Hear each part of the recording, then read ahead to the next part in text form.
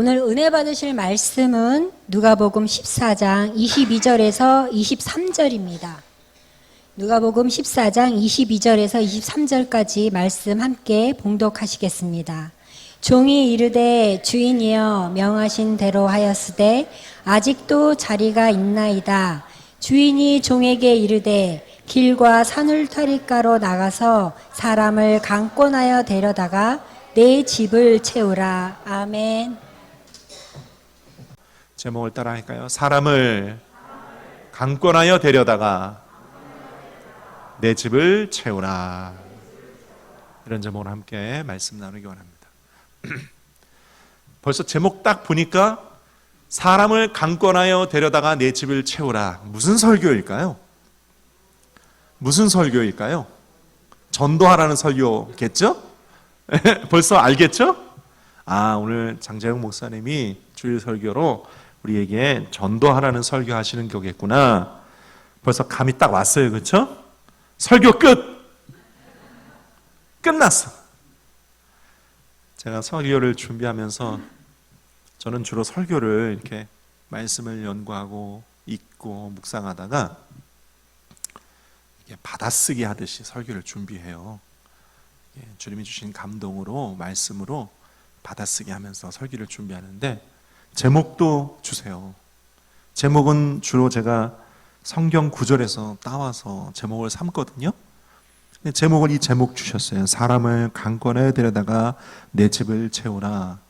제가 하나님께 여쭈었어요. 하나님, 우리 성도들이 벌써 제목 딱 듣고 사람을 강권하여 데려다가 내 집을 채우라 했으면 설교 끝난 거 아니에요? 설교 제목만 딱 얘기하면 벌써 우리 성도들이 전도하라는구나 알아듣고 이제 설교 끝난 건데 뭐 더 이상 할 게 있을까요? 그랬거든요. 주님이 제가 예전에 들었던 이야기 하나가 떠오르게 하셨어요. 무슨 이야기냐면 미국에 세계적으로 유명하신 한 목사님이 천국을 가셨어요. 그 목사님의 우리로 말하면 발인 예배, 그 목사님의 장례 때 그 교회의 장로 회장님쯤 되시는 어느 분이 돌아가신 그 교회 원로 목사님을 회상하면서 이런 이야기를 했어요. 조금 다른 얘기인데 우리로 말하면 이런 얘기예요. 뭐냐면 여러분 콩나물 아시죠? 콩나물 키울 때 콩나물 키워보셨어요? 콩나물에 물 주죠. 근데 콩나물에 물 쫙 주면 그 물이 다 어떻게 돼요? 밑으로 싹 다 흘러 빠지죠. 아니 어차피 밑으로 싹 다 빠져 흘러내려는 물을 콩나물 키울 때 보면 때만 되면은 물을 주고 또 주고 또 주고 하시더라고요. 그렇죠? 아니 그냥 물속에 담가 놓으면 안 돼요? 에? 그러면 안 되냐고요? 왜 안 돼요? 썩죠. 썩어요. 물이 마르지 않을 정도로 계속 물을 끼얹어 주는데 물속에 담그는 건 안 돼요. 그냥 물을 계속 주는 거예요. 굉장히 수고스러워요. 굉장히 손이 많이 가요. 그렇죠? 그런데 그 수고와 그 많은 횟수의 물줌을 통해서 어느새 콩나물에 싹이 트고 콩나물이 자라더라. 그렇죠? 그 교회 장로 회장님 하신 말씀이 목사님의 설교는 우리에게 콩나물 물 주는 것과 같았습니다. 여러분 우리가 새끼 식사를 하잖아요. 그렇죠? 새끼 식사를 하고 나면 먹은 거에 의학자들의 말하기를 거의 60, 70%는 다음날 24시간쯤 뒤에 배설로 다 나가요. 그렇죠? 대소변으로 다 나가요. 뭐하러 먹어요? 다 배설할 걸 뭐하러 먹냐고요. 그럼에도 불구하고 우리는 먹어야 살게 되어 있어요. 그럼에도 불구하고 콩나물에 물을 줘야 콩나물이 자라게 되어 있어요. 설교도 마찬가지예요. 제가 장담하기를 오늘 설교 마치고 여러분 오늘 집에 돌아가시면 제 설교 다 잊어버리실 거예요. 다 잊어버리세요. 잊어먹는 것도 은혜예요. 하지만 오늘 매 주일 예배 때마다 또 매 수요 예배, 매 금요 성령대망 예배 때마다 듣는 하나님의 말씀 설교가 마치 콩나물의 물주기와 같다. 우리가 매 끼니 때마다 먹는 식사와 같다. 다 소화가 안 되고 다 남지는 않지만 그러나 우리 영혼이 목마르지 않게 해주고 영혼이 배고프지 않게 해주고 환난과 역경과 고난과 시험을 세상 가운데 만날 때 이길 힘과 에너지를 하나님은 예배를 통해 우리에게 주신다. 이 이야기가 떠오르게 하셨어요. 그래서 그렇지. 근데 그럼에도 불구하고 오늘 또 설교를 해야 되는구나. 오늘 또 말씀을 전해야 되는구나 하면서 누가복음 14장 말씀을 준비해 왔습니다. 오늘도 누가복음 14장 말씀을 나눌 때 14장 1절에 보면 예수님께서 한 바리새인 지도자의 집에 유월절 떡을 잡수시러 들어가십니다. 안식일 떡을 잡수시러 들어가세요. 한 바리새인이 예수님을 초청해요. 그리고 예수님께 떡을 대접하고 난 뒤에서 어떻게 하나 쳐다봅니다. 예수님은 다 아셨어요. 그 바리새인이 선한 마음으로 떡을 대접하는 것이 아니라는 것을 알았어요. 아셨기 때문에 예수님은 누가복음 14장에서 5가지 중요한 이야기를 제자들과 그리고 바리새인들에게도 말씀을 하세요. 2절부터 6절까지 보시면은 예수님께서 수종병이라고, 수종병 우리말로 요즘 말로 바꾸면 신장염이에요. 신장, 콩팥, 신장병을 안식일 날 고쳐주세요. 여러분, 유대의 율법에 의하면 안식일 날 병 고치는 것은 율법에 금지된 사항입니다. 그런데 예수님께서 이렇게 말씀하세요. 바리새인 들으라고 하시는 말씀이에요. 너희 중에 누가 아들이나 소가 우물에 빠지면 안식일이라 할지라도 곧 가서 우물에서 너희 아들과 너희 소를 끌어내어 살리지 않겠느냐 말씀하시면서 수종병 든 사람을 고쳐주세요. 또 17절에서 11절까지 보면 바리새인들에게 하신 말씀이에요. 무릇 자기를 높아지게 하는 자는 낮아지겠고 자기를 낮추는 자는 높아지리라 하시면서 잔치에 가거든 맨 끝자리에 앉아라. 네가 잔치 맨 끝자리에 가서 앉아 있으면 청한 자, 잔치를 배산한 자가 와서 벗이여 올라 앉으십시오 이렇게 하니 그때야 네가 모든 사람 앞에서 영광을 얻게 될 것이야. 이 말씀을 하세요. 스스로 낮아지고 겸손해지라는 말씀이겠죠. 바리새인들에게 하신 말씀이에요. 또 12절부터 14절까지 말씀 보면 예수님께서 바리새인 지도자들에게 아주 대놓고 얘기를 하세요. 너희가 점심 식사나 저녁 식사를 누군가에게 베풀 때 친척이나 부한 이웃을 청하지 말고 가난한 사람, 몸 불편한 사람, 저는 자들, 맹인들을 초청해라. 그들은 갚을 것이 없다.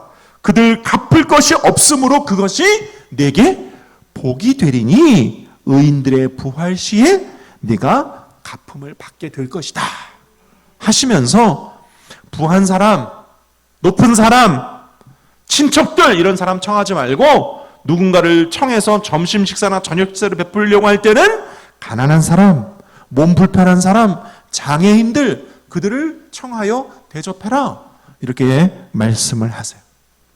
그러시면서 14절 15절에는 사람을 강권하여 데려다가 내 집을 채우라 하시고 25절부터 35절까지는 제자가 되는 길에 대하여 자세히 말씀을 하세요.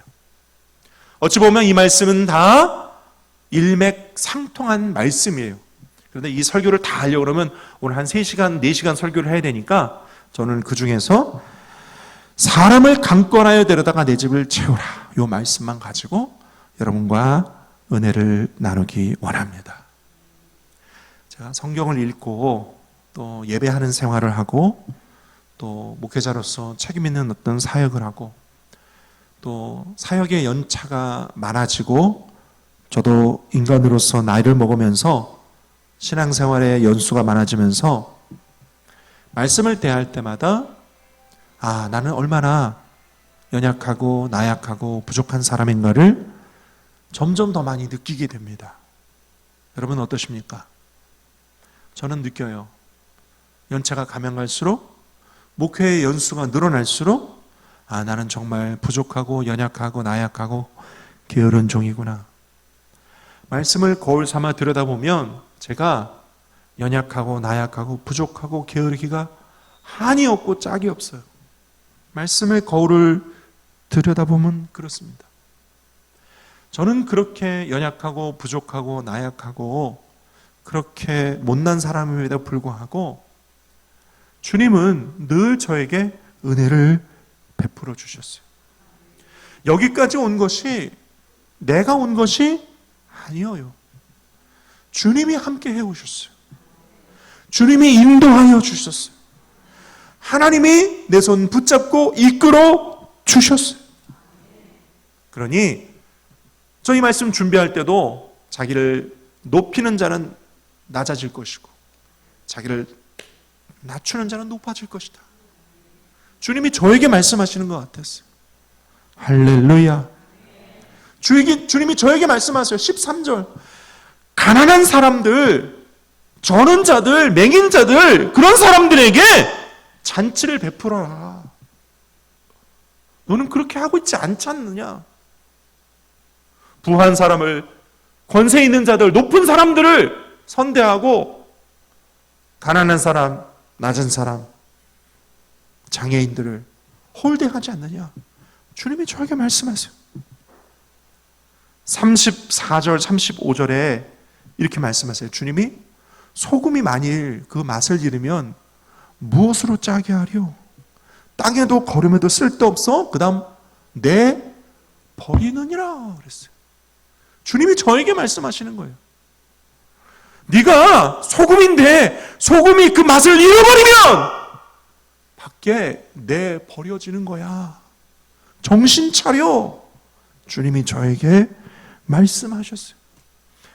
누가복음 14장의 말씀을 묵상하고 대할 때 저희 가슴이 후벼 파지는 것 같이 들렸습니다. 할렐루야.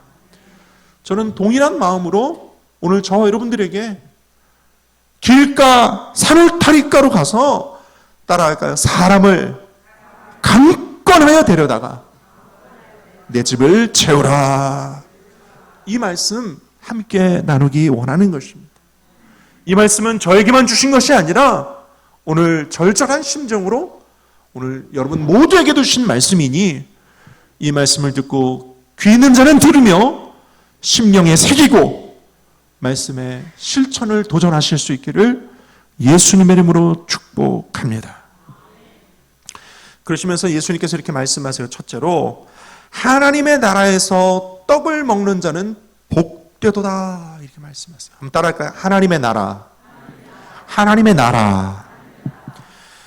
누가복음 14장의 이 배경의 말씀을 보면 예수님은 안식일날 바리새인의 집에 가셨어요. 이날은 안식일이었고 바리새인이 그 안식일 음식인 떡을 예수님께 대접합니다. 떡을 들여놓고서는 뒤에서 예수님이 어떻게 하시는가 엿보고 있는 거예요. 뭐 하려고? 왜 엿보고 있어요? 예수님 혹시 율법 어기는 일 하지 않나? 감시하는 거죠. 그런데 예수님은 아주 당당하게 대놓고 안식일 날 수종병 걸린 사람을 고쳐 주셨습니다. 율법을 어긴 거죠. 아주 대놓고 율법을 어기신 겁니다. 왜 그러셨을까요? 여러분, 이쯤에서 여러분에게 제가 질문을 드립니다. 율법이 우선이냐? 사람이 우선이냐는 것이죠. 무엇이 우선입니까? 사람이 우선입니다. 오늘 15절에 하나님의 나라에서 떡을 먹는 자는 복되도다 했는데 하나님의 나라, 이 나라는 율법으로 가지 못합니다. 율법은 하나님의 나라에 가지 못합니다. 율법으로는 결코 하나님의 나라에 갈 수 없습니다. 율법은 단지 우리가 하나님의 나라를 못 가게 만드는 죄악을 피하도록 돕는 몽학선생인 것이죠. 그러나 율법만으로는 하나님의 나라에 갈 수 없습니다. 하나님의 나라에 갈 수 있는 유일한 길과 진리와 생명은 오직 예수 그리스도밖에 없습니다. 예수 그리스도만이 하나님의 나라에 갈 수 있는 유일한 길과 진리, 생명이 되는 것입니다. 안식일 날 안식의 율법을 어기면서까지 사람을 살리시고 병을 고치신 그 예수 그리스도가 하나님의 나라의 주인이신 것입니다. 예수 그리스도가 하나님의 나라인 것입니다. 하나님의 나라에서 떡을 먹는 자는 복되도다 주님 말씀하셨는데, 실제로 예수님은 안식일날 바리새인이 대접한 그 떡을 드시면서 예수님과 함께 떡을 먹는 제자들에게 너희가 먹는 이 떡이 아닌 바로 나 예수 그리스도가 하나님 나라요 하나님 나라의 떡이다. 그 예수를 믿고 구원받은 자에게 복이 있도다. 이 말씀을 하시는 것이죠. 나는 너희를 단순히 유월절날 떡 먹는 잔치에 초대한 것이 아니요 하나님의 나라 생명의 잔치에 너희를 초대한 것이다. 그러므로 나를 믿고 예수 그리스도라는 떡을 먹는 자는 복되도다. 이 말씀을 하시는 거예요. 여러분 깨달을 수 있기를 축원드립니다. 제가 어렸을 적에 교회를 다니면서, 어렸을 적이니까 본래의 의미를 잘 몰랐겠죠. 교회 학교를 다니면서 전도사님들이 앞에서 설교하시면서 이런 말을 흔히 하세요. 여러분 천국 잔치에 많은 친구들을 초대해서 데려오세요. 다음 주에 우리 천국 잔치가 있습니다. 제가 어렸을 때 이런 생각이 있어요. 천국? 아니 내가 엄마 손에 이끌려서 저기 북가자동에서 145번 또는 150번 버스를 타고 버스 타고 2시간을 여의도를 와서, 근데 옛날 버스는 에어컨이 없잖아요. 그렇죠? 엄마 손에 이끌려서 2시간 버스를 타고 와서 여의도 그 십자가탑, 옛날에 그 십자가탑 있는 자리에 거기 선교회관이라고 있었어요. 십자가탑 있는 그 자리에 옛날에는 다른 건물이 있었다고요. 그 건물 앞에서 떼약볕에 1시간씩 서서 땀 찔찔 흘리고 목은 마르고 죽겠는데 1시간씩 뒤에 문이 벌컥벌컥 열리고 성도들이 막 우르르 쏟아져 나오면 우리 어머니는 내 팔 빠져라 끌고 막 달리기를 하셔가지고 대성전을 끌고 들어가셔서 예배를 마치고 다 끝나고 버스도 한참 줄을 서서 버스를 타고 집에 오고 나면, 아침에 나올 때는 분명히 7시에 나왔거든요. 오후에 집에 들어오면 오후 4시야. 하루가 다 갔어요. 그 집에 돌아오면 한여름에는 얼마나 더운지 완전히 뻗어. 우리 어머니도 뻗고 나도 뻗고 선풍기 틀어놓고 1시간 2시간 일어나질 못해. 그렇게 덥고 힘들고 목마르고 배고프게 교회를 다녔는데, 그 여의도 순복음교회 거기를 다녔는데 거기가 천국이라고? 아니 무슨 2시간짜리 버스를, 에어컨도 없는 버스를 타고 다니는데 거기가 무슨 천국이야. 제가 옛날에 그런 생각을 했다 이 말이에요. 그리고 잔치? 아니 옛날에 우리 시골 동네에서 잔치할 때 보니까 잔치는 상을 펴놓고 상도 하나가 아니야. 2개, 3개를 연이어 펼쳐놓고 잔치 위에 상다리가 부러지게 음식을 차려놓고 잔치를 하면 사람들이 와서 음식을 먹는 게 잔치였는데, 교회에서 천국잔치라고 가서 보니까 요맨한 봉투에다가 떡 하나 넣고 귤 하나 넣고 음료수 하나 야구르트 하나 넣고 달랑 3개 드는 거 봉투 하나 넣고서 이게 천국잔치래. 이게 무슨 잔치야. 이게 무슨 잔치야. 이해가 안 됐어요. 이게 무슨 천국잔치야. 그러나 나중에 알았습니다. 그게 천국잔치가 아니고 예수님이 계시면 거기가 천국이고, 주님이 나와 함께 계시면 우리는 집에 있으나 지하철 안에 있으나 예배당에 있으나 직장에 있으나 사업장에 있으나 거기가 잔치 자리임을 나중에 깨달았어요. 할렐루야. 예수님이 함께 계십니다. 안식일 날 바리새인의 집에 예수님이 지금 거기 계시는데 제자들이나 바리새인들은 몰라요. 그러나 누군가 영안의 눈을 뜨고 보는 사람이 있다면, 비록 그 집은 바리새인의 집일지라도, 비록 바리새인들은 감시를 하고 있을지라도 예수님과 함께 떡을 먹는 그 자리는, 그 장소가 천국이요, 거기가 잔치자리임을 누구든지 알 수 있었던 것입니다. 여러분, 우리가 전도할 때 이것을 전도해야 합니다. 교회를 오세요가 아니에요. 예수 그리스도를 믿고 구원받아 천국 가세요. 이게 더 중요한 거고요. 교회 한번 와보세요. 이게 아니라 오셔서 예수님 만나세요. 이게 더 중요한 것입니다. 예수 그리스도가 곧 천국이요, 예수 그리스도가 곧 잔치요, 예수님을 전해야 할 줄로 믿습니다. 그렇게 예수님을 전하다 보면 주님께서 우리 가운데 날마다 천국이 있게 하시고 날마다 잔치가 있게 하시고, 한 번이라도 이곳에 온 사람들은 다 예수님을 만나 천국 잔치에 참여하는 자가 되게 만들어 주실 것입니다. 할렐루야. 그러므로 오늘 주님께서 말씀하신 하나님의 나라에서 떡을 먹는 자는 복되도다 하신 말씀, 여러분 가운데 깨닫는 자가 있게 되시기를 축원드립니다. 그런데 둘째로, 아무리 이렇게 천국과 잔치를 전하여도, 아무리 종들이 잔치에 사람들을 초청을 하여도 나를 양해하라 하는 사람들이 있습니다.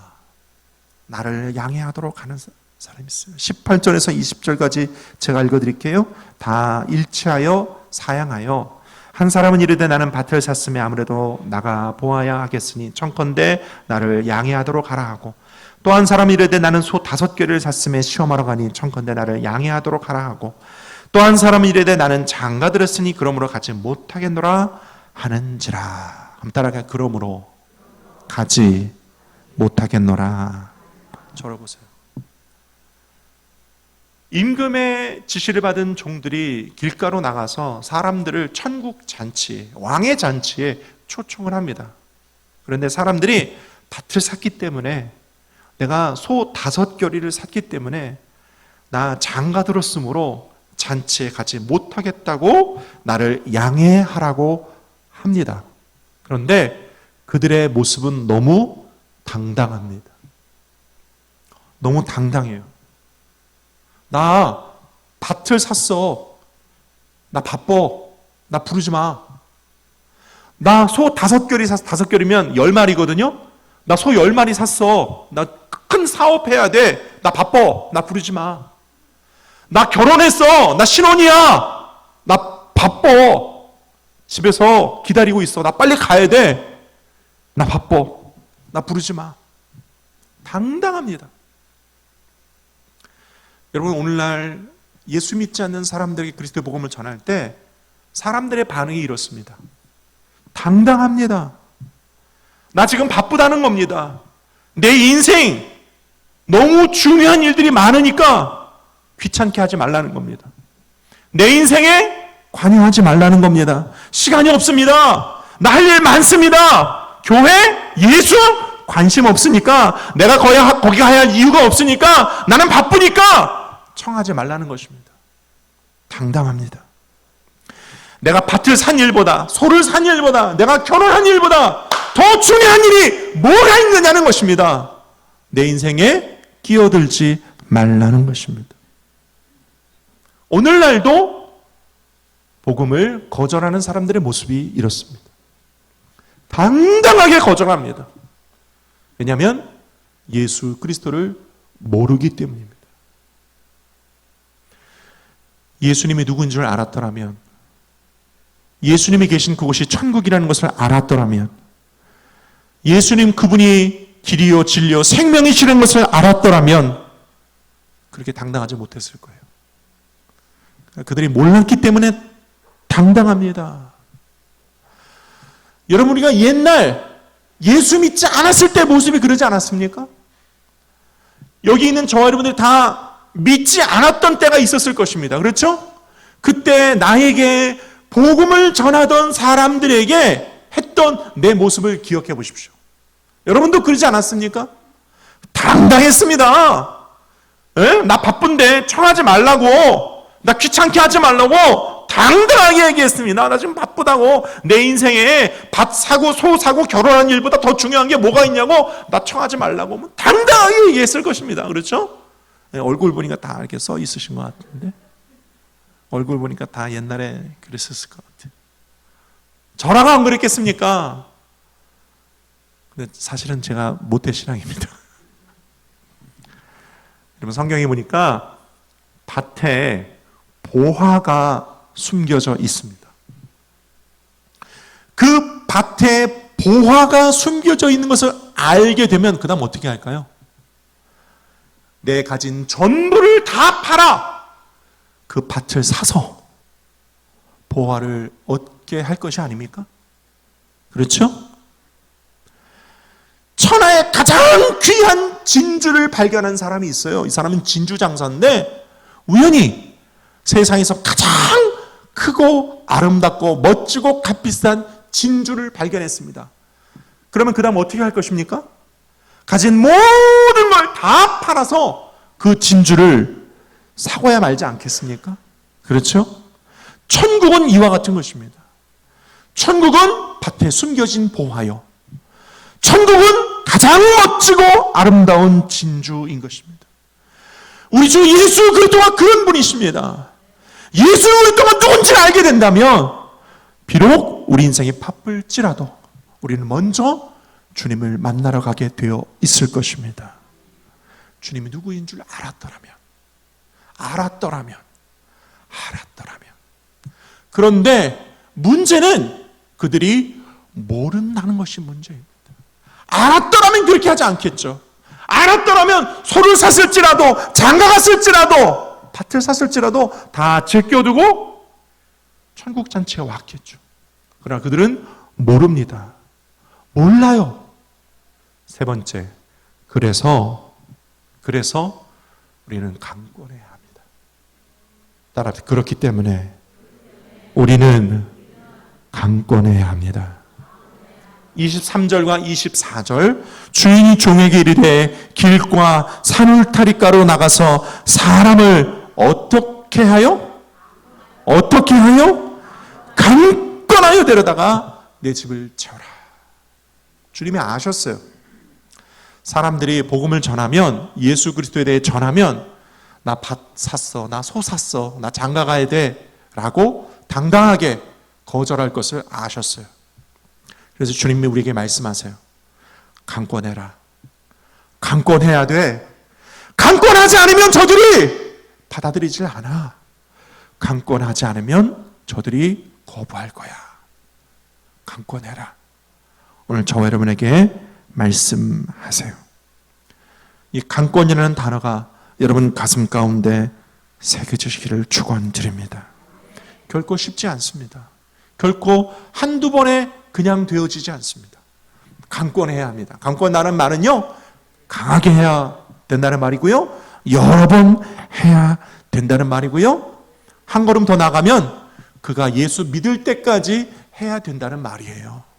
한두 번 해보고 그만하라는 것이 아니라 그가 예수님을 만나게 될 때까지, 그가 영적인 것을 체험하게 될 때까지 하라는 거예요. 할렐루야. 여러분, 초대교회를 보십시오. 초대교회 시절에요, 예수를 그리스도로 믿는다는 것은 결코 쉽지 않았습니다. 오히려 지금보다 초대교회 때가 예수 믿기가 훨씬 더 어려웠어요. 훨씬 더 어려웠고, 초대교회 시절에 예수를 믿는다는 건 목숨을 건 일이나 마찬가지였어요. 로마 정부가 그냥 내버려 두지 않았어요. 유대인들도 그냥 내버려 두지 않았어요. 흉악한 소문이 돌았어요. 예수님의 제자들이 성찬식을 베푸는 것을 놓고 성찬의 떡을 예수님의 살이라, 성찬의 포도주를 예수님의 피라 말한 것을 두고 로마 사람들이나 또는 이방인들이 저들 기독교인들이 인육을 먹는다 오해하는 소문을 퍼뜨리면서 어마무시한 핍박을 받았어요. 예수 믿는 것이 마치 목숨을 거는 것과 같이 어려운 상황이었습니다. 하지만 초대교회는 날마다 부흥했어요. 초대교회는 날마다 부흥했어요. 왜 부흥했을까요? 초대교회가 부흥한 이유를 박사학위를 따면서까지 연구한 한 교수님이 이렇게 말씀하세요. 초대교회가 다른 때의 교회와 유일하게 다른 한 가지가 있다면 초대교회에서는 사람들이 예수를 만났다는 거예요. 영적인 은혜가 있었어요. 영적인 체험이 있었어요. 그들이 와서 예배에 동참하기만 하면 누구나 다 살아계신 하나님을 영혼과 온 마음으로 만날 수 있었어요. 거기가 초대교회였어요. 그래서 그런 역사가 일어나는 교회는 오늘날도 부흥하게 되어 있습니다. 할렐루야. 우리 경인성전에 그런 교회가 되어주시기를 축원합니다. 이곳에 나오기만 하면 찬양 가운데, 말씀 가운데, 기도 가운데 예수님을 만나는 경인성전 되어주시기를 축원합니다. 그럴 때 우리는 강권할 수 있는 거예요. 한 번만 와서 들어봐라. 한 번만 와보라. 이곳에 그리스도가 계시다. 너를 구원하신다. 예수를 만나면 천국에 갈 수 있다. 강권하여 전할 수 있는 것입니다. 여러분, 우리가 모여서 예배하는 이유가 그것이요? 우리가 전도하는 이유가 바로 그것입니다. 강권해야 합니다. 그리고 우리가 모였을 때 우리도 날마다 그리스도를 만날 예배를 드려야 합니다. 그냥 부르는 찬양, 그냥 하는 기도가 아니요, 우리 각자가 다 주님을 초청하고 모셔드리고 간절히 예배하는 그런 예배가 되어질 때 우리가 강권하여 데려온 한 사람 한 사람들이 다 그들도 예수를 만나게 될 것입니다. 엘림교회에 민장희 목사님이라는 담임 목사님이 계세요. 여기수목음 엘림교회. 그분이 옛날에 우리 신학교 학장님을 하실 때 이런 예화를 하셨어요. 간증을 하신 거죠. 이분이 신학생 때 그 민장희 목사님의 그 종친회에서 연락이 왔답니다. 가까운 어르신이 돌아가셨으니까 그 장례에 모여라. 근데 그분은 꼭 와야 되는 분이다. 그래가지고 그 첩첩산중 그 종친들이 다 모여가지고 거대한 장례식을 하는 장례에 참석을 했답니다. 신학생 때. 그런데 그 유교식으로 아주 오래전부터 진행되어준 그 유교식으로 기게 장례를 거의 마치게 될 때쯤 민장희 목사님이 무슨 용기를 가졌는지 손을 펄쩍 드셨대요. 그리고 내가 신학생이고 이제 곧 주의종이 된다. 나도 종교인으로서 여기에 왔다. 그러니 딱 한 번만 기도할 수 있도록 해달라. 그러셨대요. 그러니까 이제 거기 종친 어른들이 그럼 한번 해라. 그러셨대요. 그래가지고 거기서 그 산속에서 그 장례 하관, 매장하는 그 장례 하관식에서 탁 서가지고 두 손을 들고 모세가 된 심정으로 간절히 기도를 했답니다. 내용은 그거였죠. 천국 가신 분, 천국 무사히 가실 수 있도록 하나님 도와달라고 기도하고, 이분뿐만 아니라 여기 있는 우리 모든 분들도 다 천국 가실 수 있도록 하나님 도와주십시오. 그런 기도를 했대요. 그러면서 두 손을 들고 맨 마지막에 아주 그람한 목소리로 이분이 예수님의 이름으로 기도하옵나이다. 그러니까 거기에 있는 유생들이 그 지역에 모두 한 70여 명 모이신 분들이 전부 다 동시에 아멘 하더랍니다. 근데 그분들도 안 거예요. 기독교 기도를 하고 나면 아멘을 해야 된다는 걸 안 거죠. 다 같이 아멘 하더래요. 그랬는데요. 그 뒤로 그 시골 분들이 한 분 한 분 전도가 되더랍니다. 할렐루야. 많은 분들이 예수 믿고 천국 가셨대요. 그러니까 여러분 강권해야 합니다. 두려워하지 마세요. 주님이 우리와 함께 하실 것입니다. 두려워하는 자에게는 기회가 없어요. 그러나 믿음 가지고 용기로 담대함을 하시는 분에게는 성령의 역사가 불같이 일어날 것입니다. 말씀 맺기 원합니다. 예수님은 그가 계심으로 그것이 천국이 되었고, 예수님은 그가 함께 떡을 잡수심으로 거기 있는 모든 동참하는 사람들이 하늘나라의 떡, 다시 말해 천국 잔치 떡을 먹게 됨을 말씀하셨어요. 오늘 저와 여러분들이 있는 이 예배가, 또 우리가 주중에라도 가정에서라도 드리는 그 모든 예배가 예수님과 함께 드리는 천국 잔치가 되기를 축원드립니다. 아직 천국 잔치와 그 떡을 먹어보지 못한 이들에게 강권하여 복음을 전하고 그들도 함께 거룩함에 참여할 수 있도록 여러분 사람을 강권하여 데려다가 주님의 집 채우실 수 있기를 축원드립니다. 여전히 저 가운데 방황하며 죽어가는 영혼들이 많습니다. 그들의 인생은 안개와 같이 끝이 납니다.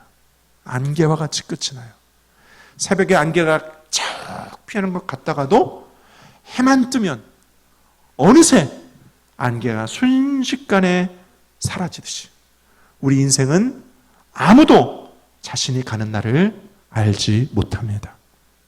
오직 우리가 할 것은 그들을 강권하여 데려다가 예수를 만나게 해주는 길밖에 없음을 여러분 꼭 기억하시면서 복음 전하실 수 있기를 예수님의 이름으로 축원을 드립니다.